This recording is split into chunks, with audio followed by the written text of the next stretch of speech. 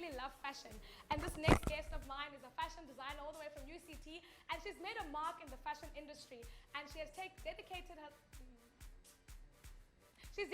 life to making sure that she is improving fashion in Africa. I don't know what happened there, Becca. Maybe it's because I'm intimidated by what you're wearing today because it looks so good. Yeah? But how are you doing? Lift up your mic a little bit. Yeah? I'm good. You look amazing. I know that you're wearing one of your designs. Yeah. Yeah? Tell us a little bit more about what it is that you do.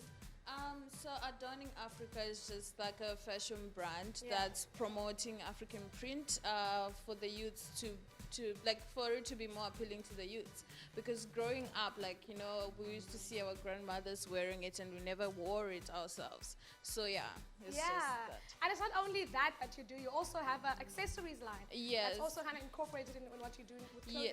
Yes, so I have an accessories line that I had to join together with my friend, and yeah, we make bags, we make earrings. It's called the Rebecca World. Yeah, so Becca, I just want us to just delve into the topic of African fashion and what it means. You know, what does the term African fashion mean, and how is it separated from the rest of the world? So African fashion, it's just it's mainly clothing that are made with like African print, and different African prints, they speak to different tribes, and it's just like a way of you celebrating different tribes. Yeah.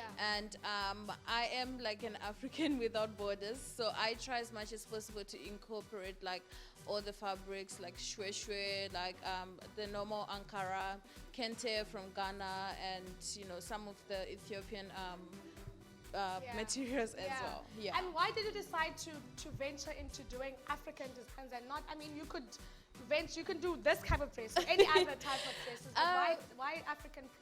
Okay, so I am a Pan-Africanist. I thought I would like advocate for my Pan-Africanism in politics, but then I realized that I was more inclined to like the growth of like Africa, and I was like, okay, and my voice wasn't loud enough in politics, so I decided, okay, since I taught myself to sew, I was like, okay, I'm going to, you know, start sewing for like everyone, and just celebrate Africa through clothing.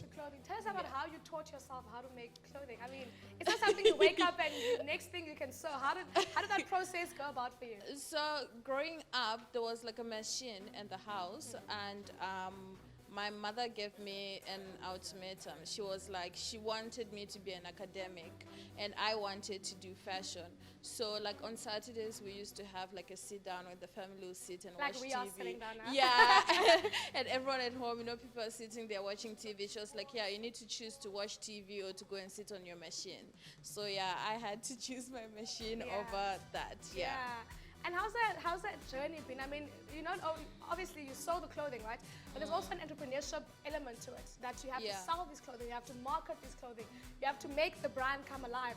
How has that process been for you? The official launch of Adorning Africa was last year, and ever since then, like, I've actually grown so much, and I don't only make clothes to sell, I also like do custom-made clothes. So I think that's the other thing that has made me grow a lot, because like someone will bring their own design, because I also want people to have that thing, you know, like when you walk into Mr. Price, you don't get to choose, you just choose whatever they've put on the shelves. But then when you come to me with your material, then you're like, okay, I want this specific thing to be made. Yeah, so I think that's what has also like helped me grow, and I do advertise through Instagram, Facebook, and I make sure that everywhere I go, I wear either Adorning Africa or I wear like something from the BS world. And if I want one of my custom-made Adorning Africa clothing, how do I go about getting that? So my number is like available on my Instagram page, so, or you can just DM me on Instagram and then we talk from there. Yeah. And Becca, I mean, you obviously, because you're in fashion, you know a thing or two about the fashion space. Yeah. It's summer now, and we're talking about summer bodies, we're talking about, you know, summer vibes. What should we be wearing this summer? Oh, you should wear Adorning Africa. Adorning Africa.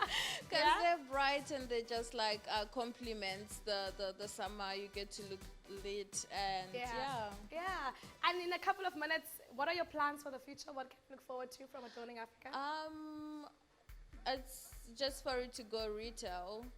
Yeah, hopefully. I'm currently working on a line, and I'm going to, be approaching a number of companies just to see if I can now start like selling under them. Yeah. Okay. But then currently, Fashionomics Africa came to me, and I just signed something with them, and yeah, the Adorning Africa products are going to be live on their website. Sounds like Yeah, there's but an end of this exciting thing. month, yeah. 2020 is looking bright for you, I guess, eh? Yeah. Oh It my. is, it Once is. again, those social media details so that our viewers at home can catch you. So it's Adorning Africa _15 for the clothing, and the accessories is the BS world. So the _BS_world. Yeah. BS_world.